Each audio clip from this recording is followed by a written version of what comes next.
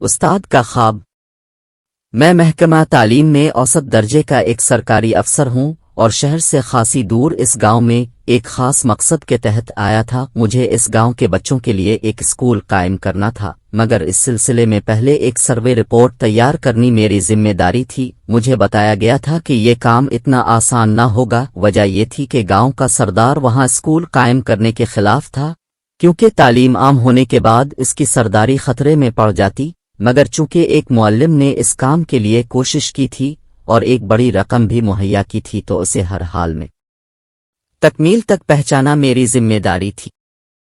میں نے تیزی سے کام شروع کیا۔ چند روز بعد مجھے اس وقت چند مسلح افراد نے گھیر لیا جب میں مختلف زاویوں سے علاقے کی تصاویر بنا رہا تھا۔ اغواکاروں نے مجھ سے میرا مقصد پوچھا تو میں نے سب کچھ بتا دیا، مگر یہ نہ بتایا کہ کس کی خواہش پر یہ کام ہو رہا ہے۔ پستول کی نالی میری کنپٹی سے لگی ہوئی تھی۔ اغواکاروں کا رویہ انتہائی سخت تھا، مگر وہ جو چاہتے تھے میں نہیں کر سکتا تھا۔ آخر اغواکار نے ٹریگر پر انگلی رکھی اور پوچھا، آخری بار پوچھ رہا ہوں، اس منصوبے کے پیچھے کون ہے؟ بتاؤ ورنہ گولی مار دوں گا۔ ابھی میں نے کوئی جواب نہیں دیا تھا کہ اسی وقت کمرے کا دروازہ دھڑام سے کھلا اور ایک روبدار چہرے والا شخص اندر داخل ہوا، جسے دیکھ کر سارے اغواکار مستعد ہو گئے۔ وہ چند لمحے تک مجھے غور سے دیکھتا رہا اور پھر سوالیہ نظروں سے ایک طرف کھڑے اغواکار کی طرف دیکھا تو وہ ادب سے بولا، خان بھائی، اس نے کچھ نہیں بتایا اور موت سے بھی نہیں ڈرا۔ اور پیسے کی کوئی بات نہیں کی ہے۔ ٹھیک ہے، اسے 20 لاکھ دے دو، اگر پھر بھی نہ مانے تو اسے گولی مار کر اس کی لاش کو جنگل میں پھینک دو۔ خان نے حکم صادر کیا اور اسی انداز سے لوٹ گیا۔ اغواکاروں نے میرے سامنے بریف کیس رکھا اور اسے کھول کر بڑے نوٹوں کی گڈیاں دکھائیں۔ سوچنے کے لیے 1 گھنٹے کی مہلت دے کر مجھے اکیلا چھوڑ کر چلے گئے۔ میرے سامنے نوٹوں سے بھرا ہوا بریف کیس تھا۔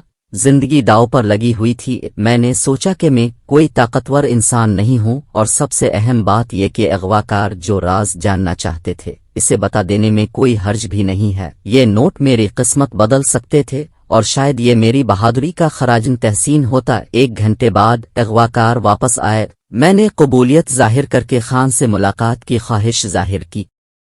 اغواکاروں نے مجھے کھول دیا۔ خان دوڑا چلا آیا۔ اس نے سب سے پہلے یہی سوال کیا، بتاؤ ہمارا دشمن کون ہے؟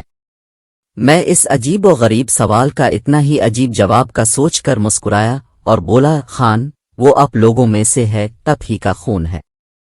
خان کا چہرہ غصے سے سرخ ہو گیا۔ تب میں نے کہا، خان جی، آپ کے گاؤں میں اسکول کھلے گا؟ شجاعت خان پبلک اسکول؟ خان باری طرح چونکا اور زیر لب بڑبڑا، شجاعت خان؟ میں نے انکشاف کرنے والے انداز میں کہا، خان جی، اس سارے منصوبے کے پیچھے آپ کے والد سر شجاعت خان کا ہاتھ ہے۔ وہی شجاعت خان جنہیں آپ کے دادا نے تعلیم کے شوق پر اتنا ستایا کہ وہ یہ گاؤں چھوڑ کر شہر چلے گئے۔ بعد میں انہوں نے معلمی کا پیشہ اختیار کیا، ہزاروں بچوں کو تعلیم سے روشناس کرایا، اور پھر جو کما کر جمع کیا تھا اسے حکومت کو پیش کر کے اپنے گاؤں کے لوگوں کے لیے اسکول کھولنے کی درخواست کی، جو منظور بھی ہو گئی۔ انہی کی خواہش پر یہ سارا کام ہو رہا ہے۔ خان کا چہرہ لٹک گیا۔ اس نے کرسی کا سہارا لیا، پھر کرسی پر گر گیا۔ اس نے کچھ کہنے کی کوشش کی، مگر الفاظ نے اس کا ساتھ نہ دیا۔ آخر اس نے لب کھولے اور پھنسی پھنسی آواز میں کہا، میرے بابا وہ اس دنیا میں نہیں رہے۔ میں نے سپاٹ لہجے میں کہا۔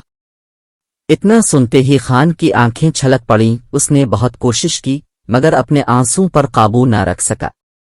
میں خاموشی سے اسے دیکھتا رہا۔ کئی لمحے گزر گئے، تب میں نے کہا، بڑے خان یعنی اب کے دادا تعلیم کے خلاف تھے اور اب کے والد تعلیم سے محبت کرنے والے انسان۔ وہ صرف بڑے خان پر دباؤ ڈالنے کے لیے گھر سے نکلے تھے، مگر پھر حالات ایسے ہو گئے کہ وہ واپس نہ آ سکے۔ پھر پتہ چلا کہ وہ ٹرین کے حادثے میں مارے گئے، جبکہ حقیقت یہ تھی کہ ریلوے اسٹیشن سے جس شخص کی لاش ملی تھی وہ چور تھا، جو اب کے والد کا سامان چرا کر بھاگا تھا اور ٹرین کی زد میں آ کر مارا گیا۔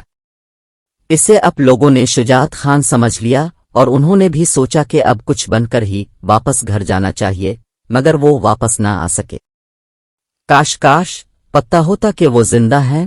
خان تعصب سے سر پٹخنے لگا۔ میں چپ چاپ اسے دیکھتا رہا، پھر بولا، اب آپ کے دادا بھی دنیا میں نہیں رہے، نہ والد، اب فیصلے کے مجاز ہے، میں ایک معمولی سرکاری اہلکار ہوں، میرا کام ختم ہو چکا، آگے حکومت جانے، اب جانے، مجھے جانے دیں۔ خان گہری نظروں سے مجھے دیکھنے لگا، پھر نوٹوں سے بھرا بریف کیس میری طرف بڑھا کر بولا، یہ آپ کا ہوا، اب جا سکتے ہیں۔ میں نے بریف کیس کو بند کیا اور اسے خان کے ہاتھ میں تھماتے ہوئے کہا، خان سر شجاعت خان جیسے عظیم لوگ میرے استاد رہے ہیں، پیسے کی ہماری نظر میں کوئی وقت نہیں رہی، یہ پیسہ آپ اپنے گاؤں کے لوگوں پر خرچ کریں، اور میری درخواست ہے کہ اپنے والد صاحب کی خواہش پوری ہونے دیں۔ بے شک تعلیم اب جیسے حاکم لوگوں کے لیے نقصان دہ ہے، مگر زمانہ بدل رہا ہے، بچوں کو پڑھنے دیں، اب ان کو ڈرا کر ان سے اپنا احترام کرا رہے ہیں، مگر وہ دل سے آپ کا احترام کریں گے، کیونکہ تعلیم کوئی باری چیز نہیں، اور نہ آپ کے والد کا فیصلہ غلط تھا۔ جب میں گاؤں سے رخصت ہو رہا تھا تو خان مجھے الوداع کہنے آیا، اب وہ ایک بدلا ہوا انسان لگ رہا تھا۔ اس نے مجھے گلے لگایا اور بھرائے ہوئے لہجے میں بولا، الوداع وسیم صاحب۔ میں نے خان کا ہاتھ تھاما اور بولا، خان اگر اسکول کا افتتاح آپ اپنے ہاتھوں سے کریں گے تو آپ کے والد کی روح کو سکون ملے گا۔ میں ایسا ہی کروں گا، خان نے مضبوط لہجے میں کہا۔ اور پھر جب تک میری جیپ خان کے نظروں سے اوجھل نہ ہو گئی وہ دیکھتا رہا اور الوداعی انداز میں ہاتھ ہلاتا رہا، اور مجھے یقین تھا ہم جلد پھر ملیں گے، جب کچھ عرصے بعد اس گاؤں کے پہلے اسکول کا سنگ بنیاد رکھا جائے گا۔